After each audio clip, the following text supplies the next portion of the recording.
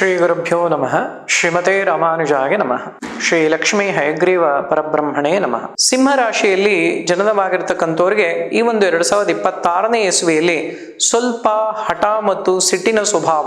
ಮೊದಲೇ ಸ್ವಲ್ಪ ಸಿಂಹ ರಾಶಿಯವರು ಮುಂಗೋಪ ಅಂತ ನಾವು ಯಾವಾಗಲೂ ಕೂಡ ಹೇಳ್ತಾ ಇರ್ತೇವೆ. ಆದರೆ ಈ ವರ್ಷದಲ್ಲಿ ಅದಿನ್ನೊಂದು ಸ್ವಲ್ಪ ಹೆಚ್ಚಾಗ್ಬೋದು. ಸಣ್ಣ ಸಣ್ಣ ವಿಚಾರಗಳಿಗೆ ಸ್ವಲ್ಪ ಕಿರಿಕಿರಿಗಳಾಗ್ತಕ್ಕಂಥದ್ದು, ಸಣ್ಣ ಸಣ್ಣ ವಿಚಾರಗಳಿಗೆ ರಿಯಾಕ್ಟ್ ಆಗ್ತಕ್ಕಂಥದ್ದು, ಇದನ್ನ ಆದಷ್ಟು ಸ್ವಲ್ಪ ಕಡಿಮೆ ಮಾಡ್ಕೊಳ್ಳಿ. ಸ್ವಲ್ಪ ಶಾಂತ ಚಿತ್ತದಿಂದ ಆಲೋಚನೆಯನ್ನ ಮಾಡಿದ್ರೆ ಎಲ್ಲವೂ ಕೂಡ ಸರಿ ಹೋಗ್ತಕ್ಕಂತಹದ್ದು ಕೂಡ ಆಗತ್ತೆ.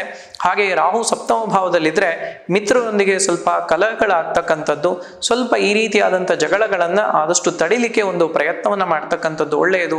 ಅಷ್ಟಮ ಶನಿ ದೋಷವೂ ಕೂಡ ಈ ವರ್ಷದಲ್ಲಿ ಇರುತ್ತೆ. ಹಾಗಾಗಿ ಶನಿಯ ಒಂದು ಪ್ರಾರ್ಥನೆ, ಶನೇಶ್ವರನ ದರ್ಶನ, ಹಾಗೆ ಆಂಜನೇಯ ಸ್ವಾಮಿಯ ಒಂದು ಪ್ರಾರ್ಥನೆ, ಆರಾಧನೆಯನ್ನು ಮಾಡೋದ್ರಿಂದ ಎಲ್ಲ ದೋಷಗಳು ಸ್ವಲ್ಪ ನಿವಾರಣೆಯನ್ನು ಕೂಡ ಆಗತ್ತೆ.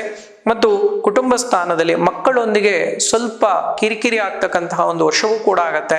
ಹಾಗಾಗಿ ಈ ಒಂದು ಕೇತು ನಿಮ್ಮ ರಾಶಿಯಲ್ಲೇ ಸ್ಥಿತನಾಗಿರೋದ್ರಿಂದಾಗಿ ನಾನು ಹಿಂದೆ ತಿಳಿಸಿದಂತೆ ಸ್ವಲ್ಪ ಮಟ್ಟಿಗೆ ಮೌನವನ್ನು ವಹಿಸ್ತಕ್ಕಂಥದ್ದೆಲ್ಲವೂ ಕೂಡ ಒಳ್ಳೆಯದು.